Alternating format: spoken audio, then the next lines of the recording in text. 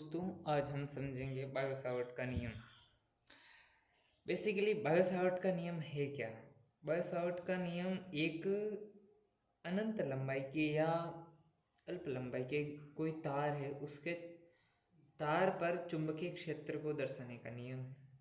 चुंबकीय क्षेत्र को हम बी से प्रदर्शित करते हैं।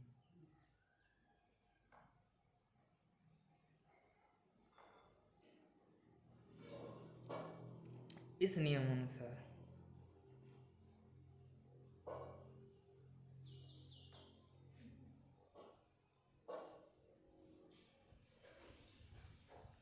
बायोसावर्ट का नियम क्या करता है? मान लो ये कोई तार है जिसमें आई विद्युत धारा प्रवाहित हो रही है। यहाँ मैंने इस तार पर एक अल्पांश dl ले लिया। dl से किसी बिंदु P पर हमें चुंबकीय क्षेत्र ज्ञात करना है। आई धारा प्रवाहित हो रही है। राइट हैंड लॉ से हम पता लगा सकते हैं, जैसे ये विद्युत धारा इधर प्रवाहित हो रही है तो अंगुलियां इस साइड जा रही है, तो इससे चुंबकीय क्षेत्र इस दिशा में प्रवाहित होगा। इसे हम क्रॉस से दर्शा सकते हैं। क्रॉस यानी कि जो चुंबकीय क्षेत्र रेखा है वो अंदर की तरफ है। यहाँ dl ले लिया।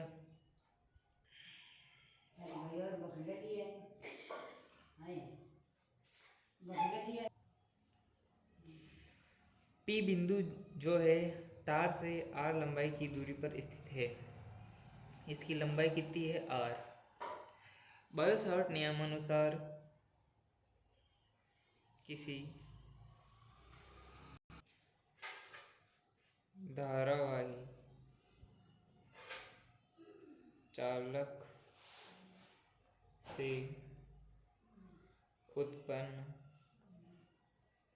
चुंबकीय क्षेत्र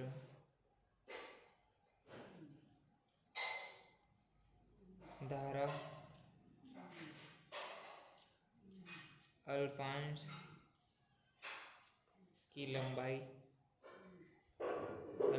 लंबाई अर्थात ये dl व कोण कौन सा? यह कोण जिस पर P बिंदु स्थित है, इसे थीटा बोल सकते हैं। तथा कोण है कोण की ज्या हिंदी में ज्या कहा जाता है और इंग्लिश में हम इसे साइन थीटा कह सकते हैं। इंग्लिश में साइन थीटा को हिंदी में ज्या बोला जाता है के समानुपाती।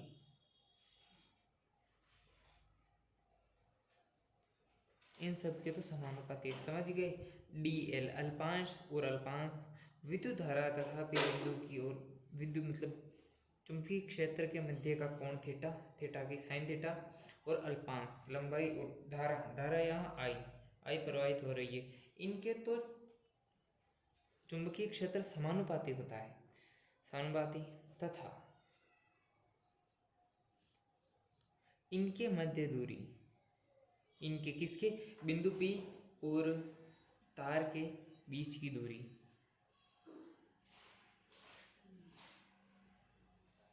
r के वर्ग के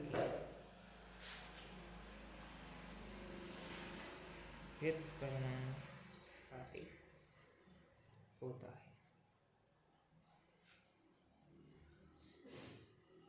इसे हम गणितीय रूप में ऐसे लिख सकते हैं, चुंबकीय क्षेत्र समानुपाती है I के, चुंबकीय क्षेत्र समानुपाती है dl के।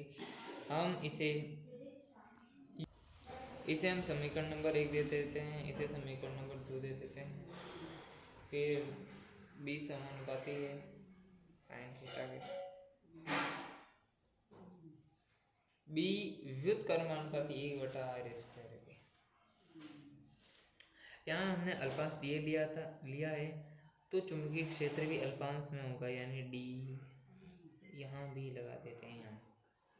अब इसको यदि हम एक साथ लिखने पर db समानुपाती है I dl साइन थीटा इनके मध्य दूरी के वर्ग की।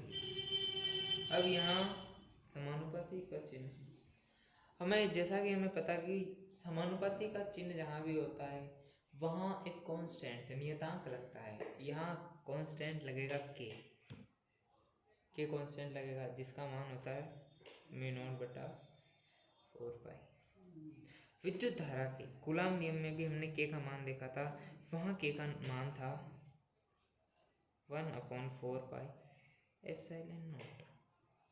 यदि हम दोनों को बराबर करें μ0/4 पाई और 1/4 पाई एप्सिलॉन नॉट, तो 4 पाई से 4 पाई कट जाएगा और यहाँ एप्सिलॉन म्यू नॉट बराबर हो जाएगा एप्सिलॉन नॉट के। अर्थात म्यू नॉट क्या है, यहाँ म्यू नॉट है निर्वात की चुंबकशीलता,